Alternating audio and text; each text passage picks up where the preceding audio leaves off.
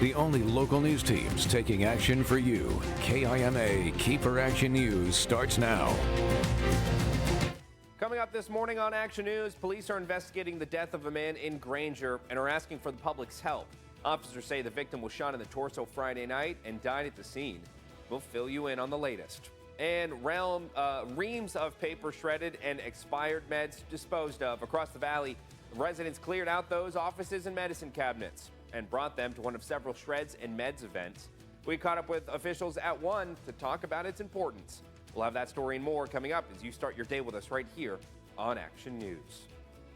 Good Monday morning, everybody. I'm Dave Furtado. Good morning. I'm Mike McCabe in for Jefferson Donovan. And Mike, this weekend was pretty gorgeous. I mean, we had a little bit of that darker clouds roll through on Sunday, some precipitation in some spots. I'm not sure I really saw any in Richland over the weekend.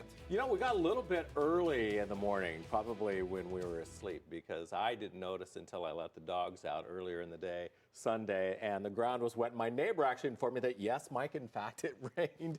And we did see that both in the valley as well as Tri-Cities. It wasn't a lot of rain, but it was a little something. And then the wind picked up, and as a result of that, we actually ended up with a pretty nice afternoon. Calm conditions right now in Yakima, 33 degrees.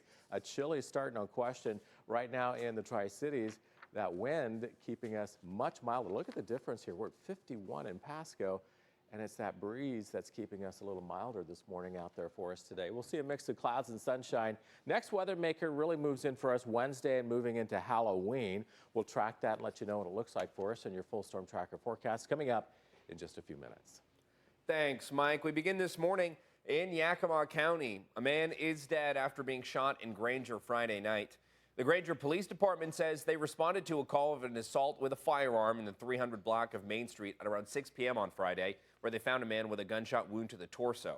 He was treated at the scene but was pronounced dead, and authorities are asking for the public's assistance with anyone who has information or surveillance footage of the area. The Yakima County Sheriff's Office is taking the lead in the investigation. And a Kennewick man is in jail after threatening a woman with a knife. Kennewick police say the incident took place Saturday morning after they received a domestic violence call in the 3600 block of West 15th Avenue. That's where they found the victim before identifying the suspect as a 41-year-old man who fled the scene. With the help of Pasco Police and the Benton County Sheriff's Office, the man was found a little while after that in the 1000 block of West 4th Avenue and taken into custody. He is currently booked into the Benton County Jail on multiple charges, including felony order violation, felony assault in the first degree, and possession of a controlled substance. The Yakima Health District has announced the free PFAS well water sampling near the Yakima Training Center has expanded. The expansion now includes more households near YTC, which you can see on your map, on your screen rather. YHD says the expansion is to assess PFAS contamination in the area and provide support to houses affected by contaminants. They are offering the free sampling to houses that meet at least one of the three criteria, such as never been tested for PFAS, PFAS test results older than 1 year, and are in areas north and northwest of the Yakima Training Center. Additional information is available up on our website, KIMATV.com. The DEA National Prescription Take-Back Day was held in Richland Saturday morning. Held in the police department parking lot, officers were able to help folks safely dispose of any medications they were looking to get rid of. Leaders tell us these yearly events see large amounts of unused pills turned in. The boxes you see behind us are usually filled 1, 2, 3, 5 times, sometimes up to 10 times. They end up back in the DEA's hands to an incinerator to destroy, so it doesn't end up in the wrong hands. And while the take-back event wrapped up Saturday afternoon, Richland police say folks can safely dispose of any type of medication with the exception of aerosols and illegal drugs. They can do that inside RPD lobby at any day of the week. Now happening across the Yakima County on Saturday, multiple shreds and meds events. KIMA's Austin Peppers went to one of them and tells us more. It's been a busy day, it's been a good day, and it's just making Yakima a little bit safer. Yakima County Crime Stoppers, Safe Yakima Valley, and Yakima County Sheriff's Office hosted multiple shreds and meds events in Yakima County, including this one at the Yakima Chamber of Commerce. A little bit about the shreds piece. The reason why we encourage people to bring down their important financial documents is we're trying to minimize their exposure to identity theft. which is one of the ways that drug dealers and individuals fund their drug habits. The other thing with the drug piece is we're trying to get medications out of people's homes. It's one of the top reasons people break in your homes. It's also how youth often will get started with pills as they go into grandma and grandpa's medicine cabinets or mom and dad's medicine cabinets. In addition to the people stealing the meds, you could have an accidental overdose or consumption by a child in your home that doesn't know what actually they're taking. This is the second Shreds and Meds of the year hosted by the three organizations.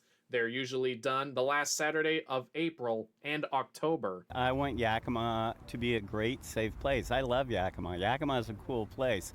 And just making it a little bit safer, I think that's what people want. And so get involved in your community. And it seems as if partnerships play a pivotal role in these events. I think any time that we can partner with law enforcement and local partnerships, it helps our entire community be safer, because not all the people showing up here are from the city of Yakima, they're throughout the county.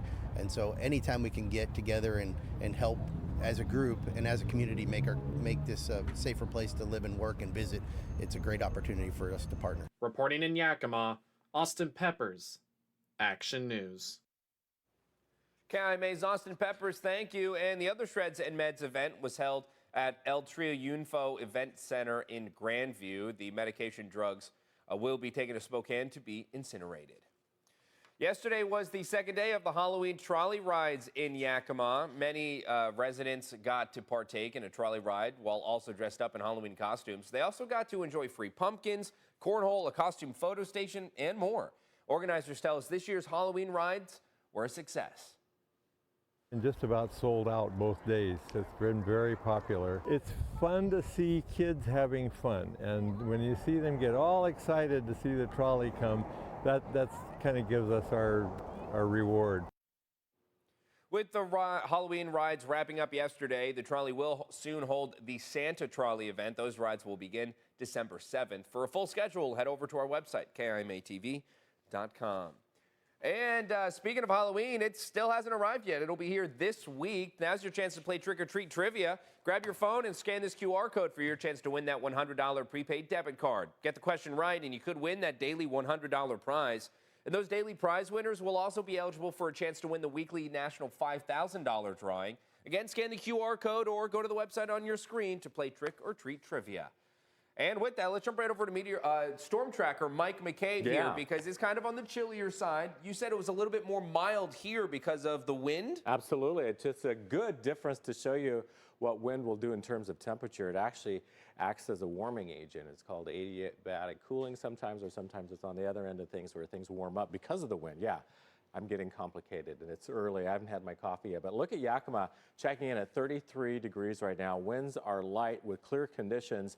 Meanwhile, in Pasco, we're at 51 degrees, and those winds out of the southwest at about 17 miles per hour. Not a bad-looking Monday by any means, but we're tracking our next weather maker that's going to move in just in time for Halloween. I'll have all the details on that, what that looks like in your full storm tracker forecast coming up in just a few minutes. Thanks, Mike. The time now is 5:09. Coming up on Keeper KIMA this morning, regional news. The city of Portland is facing budget cuts, except for first responders. Now, the cuts will impact services like transportation and water. And in about 2 minutes, we'll dive into the situation that will fall on the next group to govern. We'll have those details. But later in the show, national news, a NASA astronaut is still in the hospital after returning from an extended stay on the ISS. Not much is being released, but officials say the stay is a precautionary measure. We'll have those details as the show continues. Stay with us.